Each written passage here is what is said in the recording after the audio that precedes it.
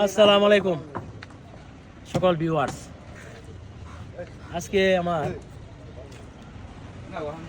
তৃতীয় তলার ছাদ, তৃতীয় তলার ছাদের কাজ চলতেছে। তো এখানে একটা জিনিস দেখলাম, এখানে যে 8 পিস করে রড দিছে। ভাই কয় সুতা গেলি রড? 16 মিলি।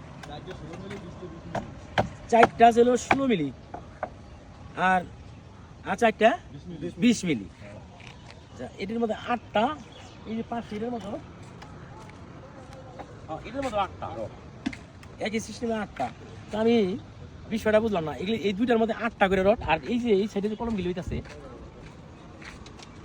এগুলি কিন্তু 6টা না না রইব। এগুলি এই যে কলমগুলি এই যে রড কমপ্লিট করছে, হয়তো আজকে ঢালাই না হলে কালকে ঢালাই হইব। এই যে আগের মতো এই জোড়াতালি দিয়ে করতেছে, এই যে কিন্তু মোটামুটি অনেক খাওয়াই দিচ্ছে। আড়াই ফিট খাওয়াই দিচ্ছে, আড়াই ফিট আপ ডাউন করে দিচ্ছে। আড়াই ফিট এটা হইতেছিল কয়তলার ছাদ? 3 তলার ছাদ হইতেছে। মানে ফুল এখন খারাইছে আমরা 3 তলার উপরে। তাহলে এটা 4 তলার উপরে, এটার উপরে গেলে আমরা 4 তলার উপরে যাবো, তাই না? তাহলে এটা কত কি আমি বুঝলাম না। এটা 6 পিস রড, আর এই দুইটার মধ্যে খেলে 8 পিস। এটার ব্যাখ্যা রাখি তার কত দিয়ে আমাদের এটার ব্যাখ্যা হলো এটা মাঝের কলম বিধয়, এই কারণে মাঝখানে কলমের রড বেশি দিছি। মাঝে লোড বিল্ডিং এর বেশি থাকে, সাইডের থেকে মাঝের লোড বেশি থাকে, এই কারণে মাঝে 8টা দিছি আর কি। আর এই যে সিঁড়ির যে ব্যাপারটা, এই যে সিঁড়ি যেভাবে চলে না সেটা, এইটাও কি এইভাবেই চাইবো?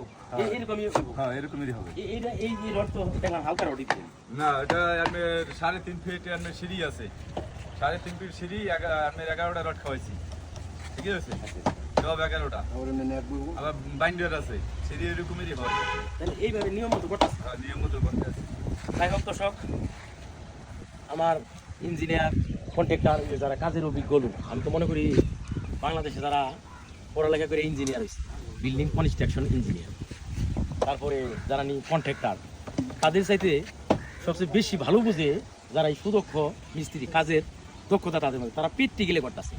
এদের চাইতে আমি মনে করি যে ইঞ্জিনিয়াররাও ভালো বুঝবো না। তবে ইঞ্জিনিয়াররা কি কাগজে কলমে তারা ড্রয়িং করে বুঝাই দেয় এইভাবে করো, কিন্তু করার সিস্টেমই হোক আছে, কেমনে করলে সুন্দর হবে, কেমনে করলে ভালো হবে।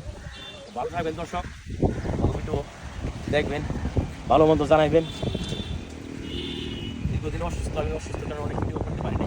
আজকে মনে চাই ওই অনেকদিন করে ছাদে আসলাম, ছাদ যে ঢালাই দিয়েছিল, ঢালাই আমি দেখাতে পারিনি।